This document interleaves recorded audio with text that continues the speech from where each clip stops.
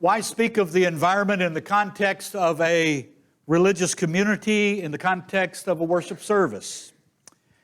It is because we are part of the earth, because we live lives interdependent utterly on the earth, because our seventh principle speaks of respect for the interdependent web of existence of which we are a part.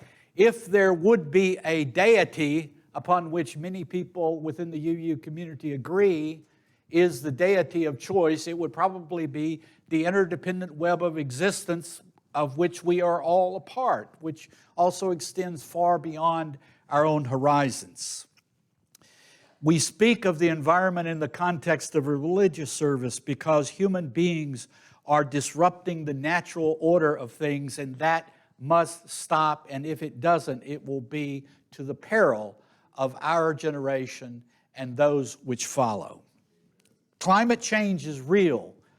It has been spoken of by scientists in actually very cautious ways for at least the last 15 to 10 years.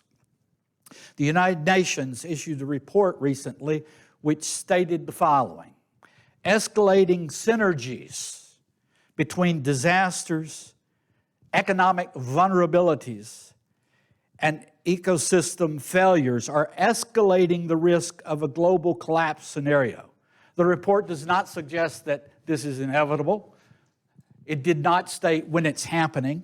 It did not specify that we are close to that possibility, but it does confirm without ambiguity that without significant change, this is where the world is headed. And we don't need a crystal ball to make that statement. We see it. It happened most dramatically, in my own experience, with Katrina in New Orleans, and the devastation of that, and the difficulty of recovering from that, which is still, to some extent, ongoing. Every Southern congregation that I know of had refugees, including this one, had refugees from New Orleans because it was just too overwhelming. So things are happening.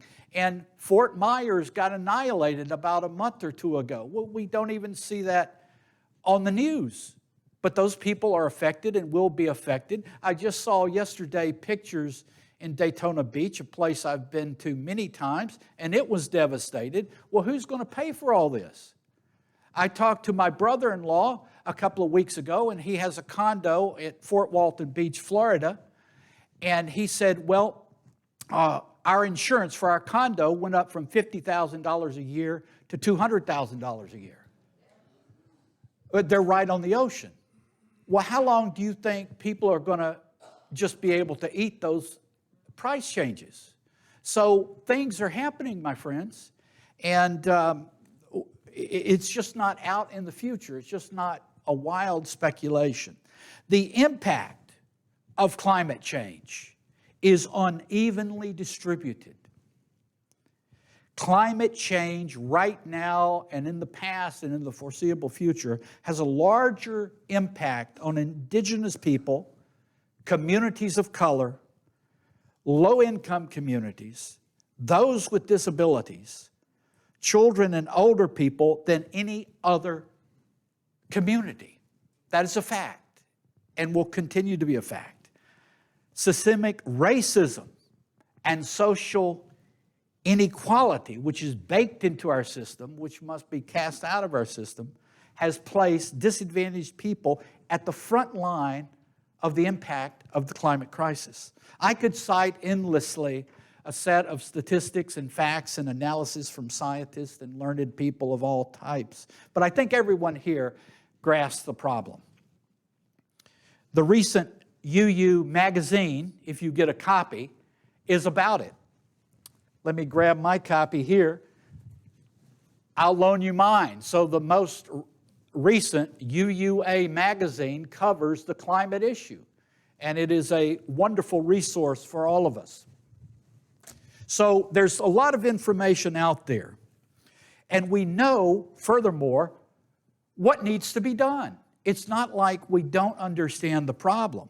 It's very clear. Emissions of carbon dioxide must fall by 45% from 2010 levels by 2030 and reach net zero around 2050. There's a lot of debate about specifically what needs to happen, but it's pretty clear that's within the ballpark. However, at the same time, governments around the world have failed to act, and each and every year, higher concentration of polluting greenhouse gases climb. This is unacceptable. It is doing harm to our species and the species around the earth and to Mother Earth itself. Why does this problem get worse without decisive action and response? The answer is very simple. It's very clear. The power and influence of the fossil fuel industry has blunted the force of our society to do something about the problem. The problem is not you or I. You and I are not fighting and resisting the change that must occur. The problem is that very powerful, very influential, very well-funded oil and gas sectors influence our politicians.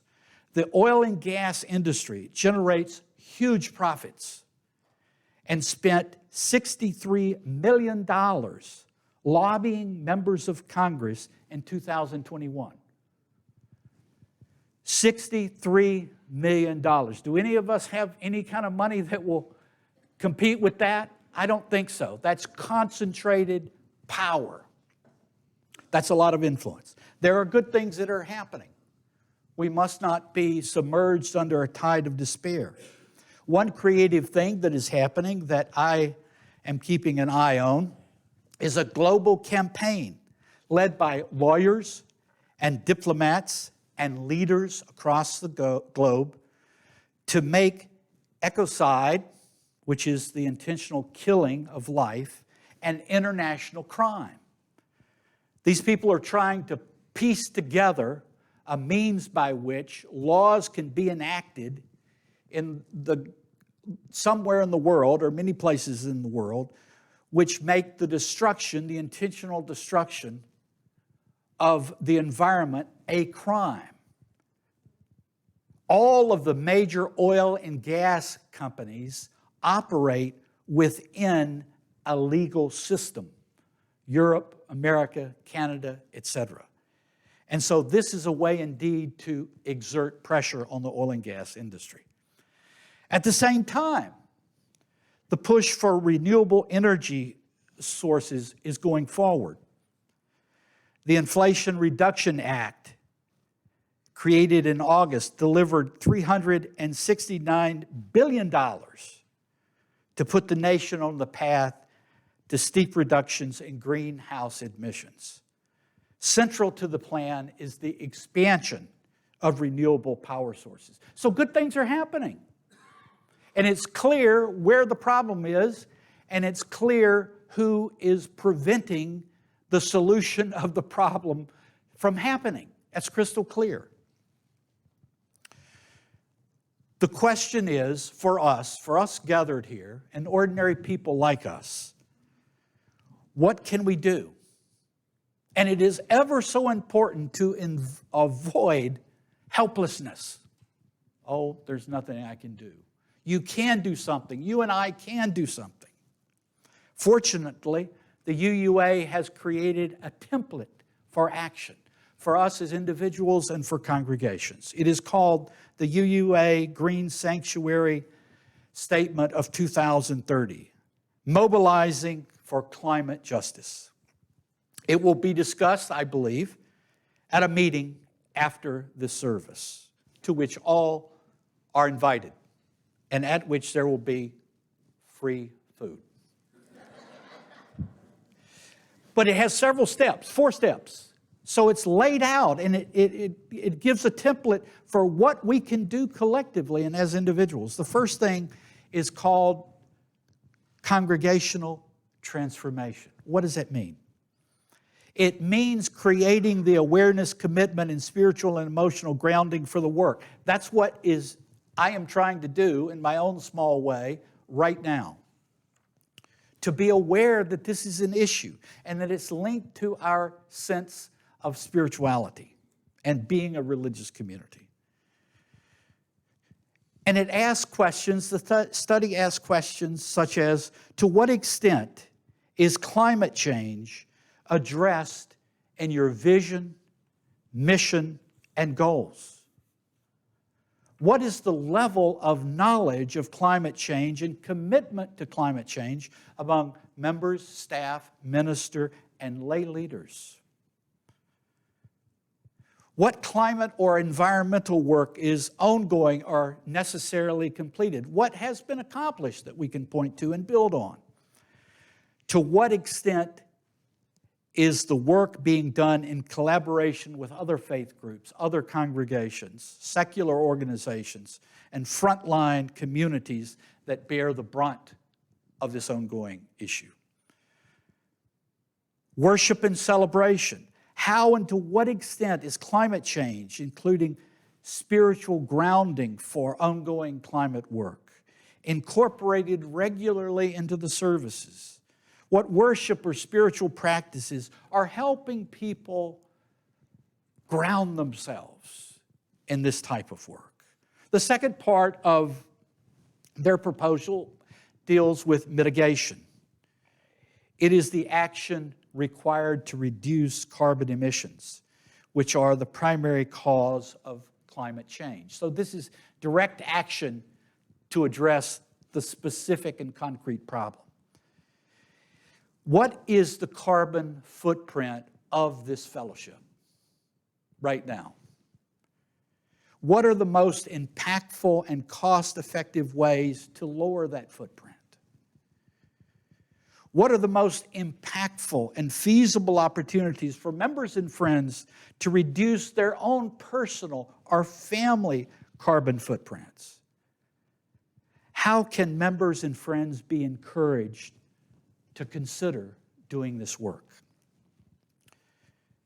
What engagement does your organization, your congregation have with local, state, or national climate organizations?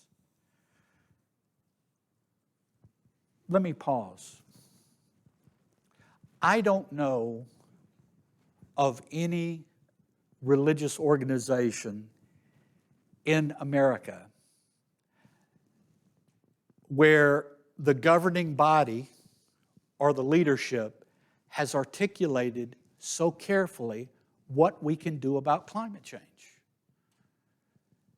I just don't know of it, and I try to keep my ear to the ground in the Episcopal, Presbyterian, etc. I don't know.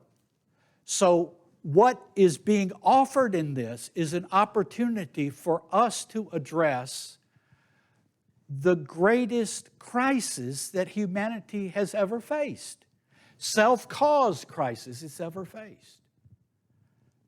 That's a wonderful thing. And I also look out and I see some young people here. The older I get, Kathy, the more I kind of notice, there's other people around who are younger than I am. And as I look at young people or young people who have families, I think, this is one of the most compelling issues that your and succeeding generations will ever face. Not just a full frontal effect of climate change, but the synergies of change that occur and accrue. Number 3, adaptation and resilience. Human systems. What planning and preparation has your congregation done to help people think about, consider, and prepare for the changes that are occurring? To what extent are these adaptation and resiliency concerns and this work done collaboratively with other faith-based secular and marginalized group? What has your congregation done to protect or enhance local or regional ecosystems threatened by climate change? To what extent has it collaborated with other organizations on this issue? Number 4, Justice. Climate justice calls for collaboration with communities who experience the reality right now of the greatest impacts of climate change.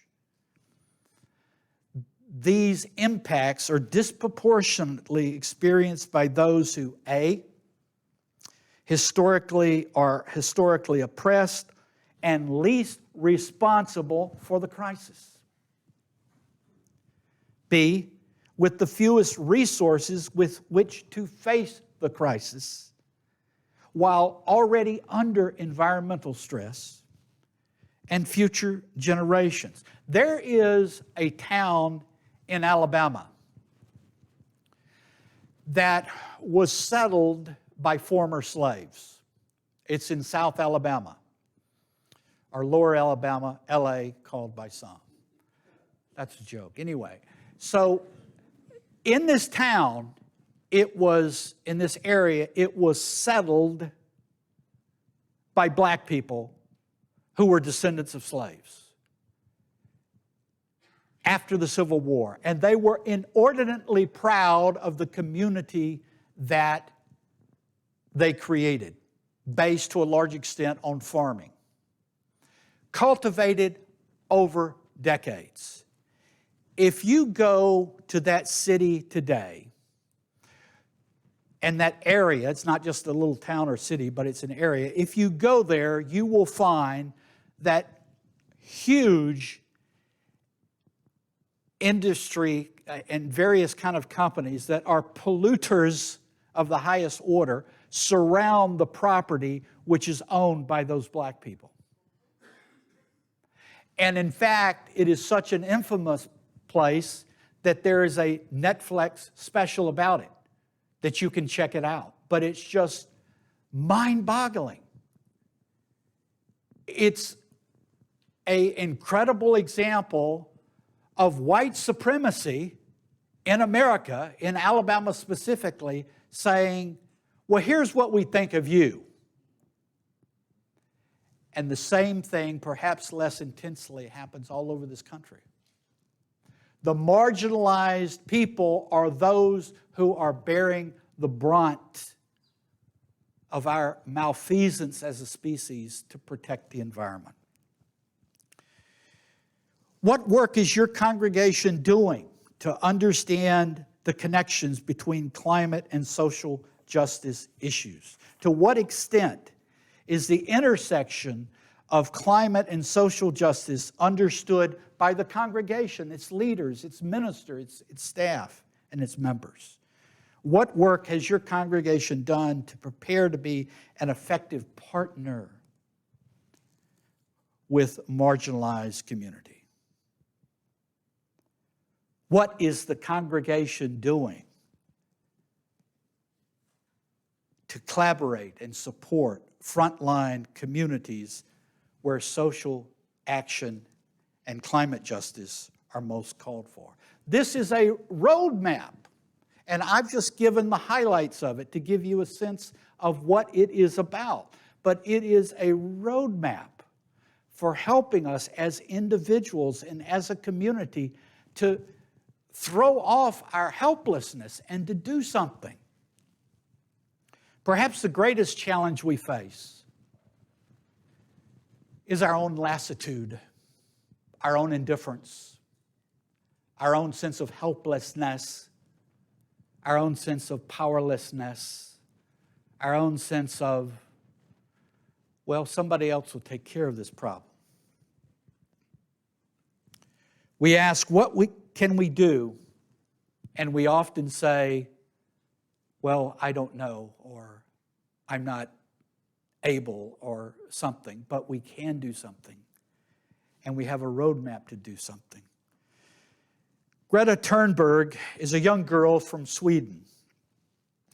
In August 2018, at age 15, she started alone by herself, no one else, spending her Fridays outside the Swedish Parliament to call for stronger action on climate change by holding up a sign declaring her position. Can you imagine, 15 years of age, had the fortitude to get clear within herself, no, I'm not the crazy one. It's the world that's gone crazy. We need to do something about this, and I'm going to stand in the clarity of truth, even though I might look like I'm a fool. Think of the power of that. In 2019, just a year later, she attended a UN Climate Action Summit. In her speech, she exclaimed, "How dare you?" to the leaders of the world. This little girl, "How dare you?" to all the leaders of the world. What power. The slogan was taken up widely by the press and incorporated into music. One person's impact. Now, I know we can't all be Greta, but if you really want to be, go ahead. But think of the power she expressed, don't we? She's just a human being. That's in us. The Extinction Rebellion began in 2018, a mere 4 years ago. And now actions they take are just about on the daily news. Of course, the news is often condescending in reporting about them, insulting toward them. But yet, they're trying to make a point that is so important. They are dedicated to using nonviolent civil disobedience in a way analogous to Dr. King to compel government action to avoid the tipping points of the climate system. It did not exist 4 years ago. It was individuals who stood up and said, I'm going to do something. We have that power. The price of solar energy has fallen by over 80% since 2010. A lot of individuals and small groups are behind that success. When I lived in California and I had a house, I put solar panels on the house as soon as I moved in, and there were 5 companies vying to get our business. And people were risking their financial well-being, starting companies to try to get solar power out of there. They were out there. They were willing to risk something to do something good. And it's caused an effect, the dramatic decrease in renewable solar power energy. IKEA is selling renewable energy to households to become climate positive. IKEA reaches a lot of people. I don't think you have one around here, do you? But Charlotte, yeah, we've been there. But it has a big impact on people. Renewable energy sources were the world's cheapest source of energy in 2020, and the trend is increasing. In other words, if you were a business starting today and you were looking for energy sources, renewables would be the cheapest way to acquire the energy you needed. People, individual people are behind that. All of this I've said points to one thing. Human initiative matters.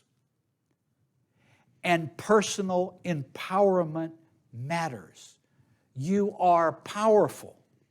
Each of you believe in that power. Let that power partner with a good and noble cause, such as climate change resolution, and big things could happen. These issues will be discussed, I believe, at a meeting after the service. Everybody here is invited to attend, and there will be free food there. I close with some words of the late, great Thich Nhat Hanh.